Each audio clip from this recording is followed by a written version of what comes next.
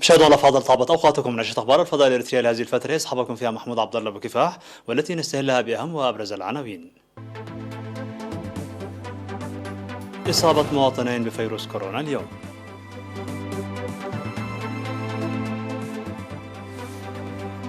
بحث وتقييم دور المجتمع في التنميه باقليم القاش بركه.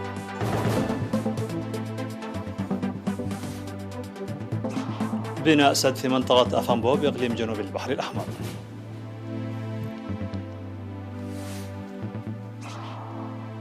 أردوغان ينال تفويض البرلمان لشن عمليات عسكرية في سوريا والعراق. تعطل عمل محطات الوقود في إيران بسبب هجوم سيبراني. خلاف أوروبي بشأن كيفية التعامل مع ارتفاع أسعار الطاقة. مرحبا بكم من العناوين إلى التفاصيل. أعلنت وزارة الصحة بأن الفحوصات المخبرية التي أجريت اليوم في مراكز الفحص بالإقليم الأوسط أظهرت إصابة مواطنين بفيروس كورونا في أسمرة.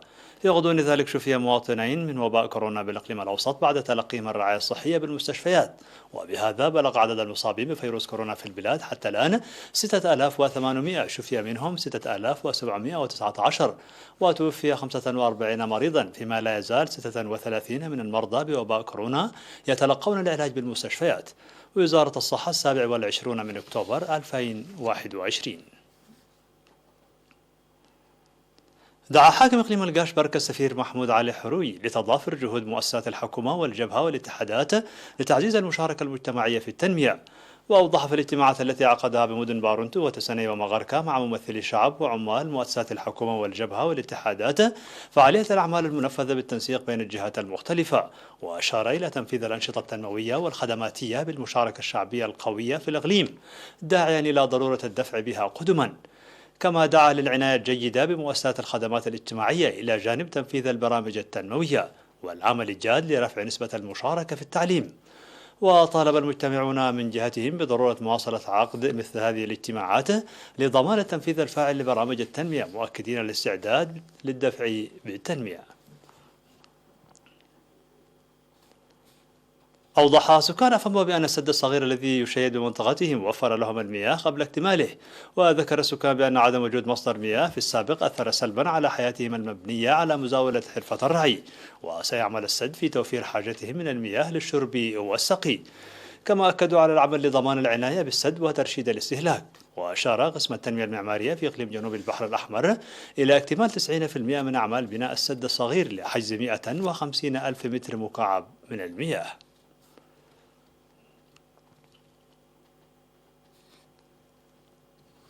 قام سكان 4 قرى بضاحيتي زبان دبري وعد حساء في مديرية عرزة بصيانة طريق جرفته السيول يبلغ طوله 20 كيلومترا.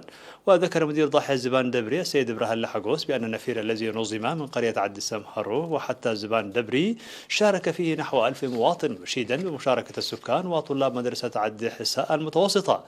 وأوضح السكان بأن طريق عرزة زبان دبري الذي يمر ب3 ضواحي ينجرف سنويا بالسيول، بما يؤثر ذلك سلبا على حياتهم الاجتماعية والاقتصادية، مؤكدين الاستعداد لصيانته بصورة دائمة. هذا ويوجد طريق عرزة زبان دبر الذي تستفيد منه 16 قرية على بعد 32 كيلومتر إلى الشمال من بلدة عرزة.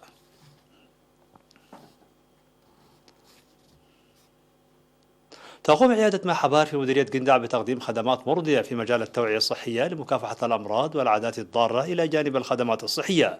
وأوضح مسؤول العيادة الممرض برهان هيلي بأن ازدياد مراجعة المرضى للعيادة يعكس الوعي الصحي المتنامي، خاصة متابعة الحوامل لأوضاعهن الصحية.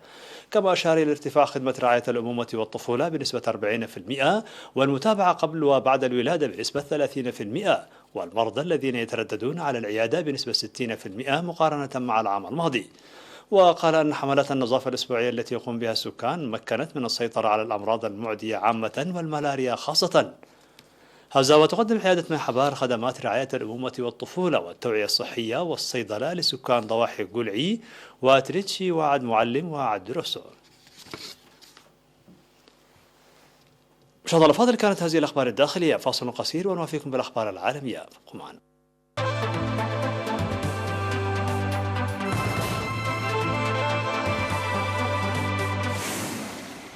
مرحبا بكم على الصعيد العالمي. جدد البرلمان التركي لعامين التفويض الممنوح لرئيس الجمهورية من أجل إرسال قوات إلى العراق وسوريا في ظل تزايد الأنباء عن قرب إطلاق أنقرة عملية عسكرية جديدة في شمال سوريا. وجاء قرار البرلمان تصديقا على مذكرة رئاسية موقعة من الرئيس رجب طيب أردوغان قدمها إليه قبل أسبوع، واخطر أعداءه بتهديدات متزايدة من سوريا طالبا فيها تمديد التفويض الممنوح له لإرسال قوات إلى سوريا والعراق. وأثار تمديد العمليات في سوريا والعراق المجاورين لتركيا أسئلة كثيرة من جانب المعارضة التركية التي اعترضت على قيام التفسيرات لذلك. وأشن الجيش التركي خلال السنوات الماضية عمليات بشكل متكرر في العراق وسوريا ضد تنظيم الدولة والمسلحين الأكراد، كما تدخل منذ يناير 2020 في ليبيا بطلب من حكومة الوفاق الوطني التي كانت تدير شؤون البلاد حينها.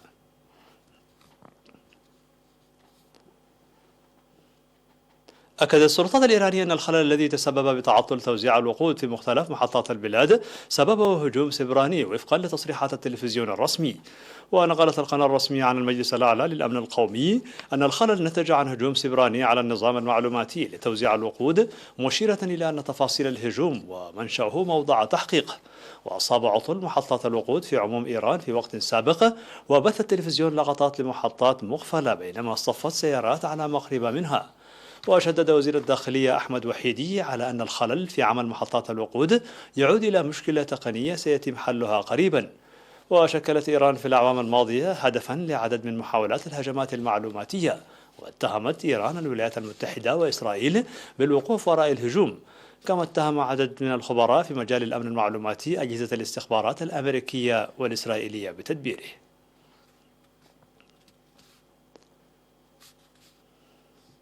عقد وزراء الطاقة الأوروبيون اجتماعا طارئا لمناقشة كيفية التعامل مع ارتفاع أسعار الغاز، فيما رفضت 11 دولة بينها ألمانيا مقترحات فرنسية وأسبانية بإدخال إصلاحات سوقية عميقة. وجاء اجتماع لوكسمبورغ عيد قمة للاتحاد الأوروبي عقدت الأسبوع الماضي وتطرقت إلى المسألة ذاتها. ومؤتمر الأطراف السادس والعشرين كوب 26 المرتقب الأسبوع المقبل في اسكتلندا، ويأتي على وقع ارتفاع أسعار الطاقة على مستوى العالم مع عودة حركة اقتصادات العديد من الدول إلى الحياة بعد جمود طويل تسبب به كوفيد 19. وارتفعت أسعار الطاقة في أوروبا التي تعتمد بدرجة كبيرة على الغاز والنفط المستوردين بشكل كبير، خصوصا على خلفية الارتفاع الذي طرأ على أسعار الغاز للبيع الفوري والتي تعد مرجعية. وتوصلت المفوضية الأوروبية إلى سلسلة إجراءات للتخفيف من ارتفاع الأسعار على الأمد القريب، تمثلت خصوصا بتشجيع الدول الأعضاء على خفض الضرائب والرسوم التي تشكل عادة حوالي ثلث فواتير الطاقة.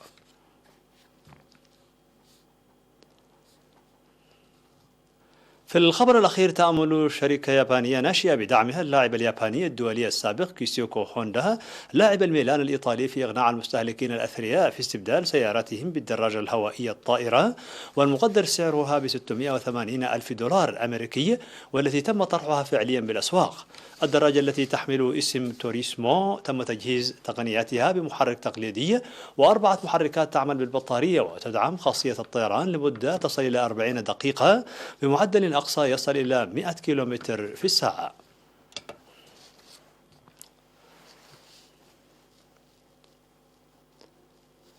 مشاهدينا الفاضل، في نهاية النشرة لكم تذكير بأبرز ما جاء فيها من عناوين. إصابة مواطنين بفيروس كورونا اليوم.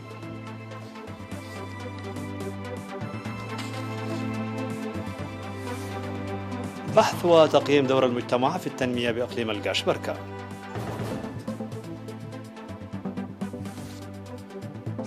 بناء سد في منطقة أفنبو بإقليم جنوب البحر الأحمر.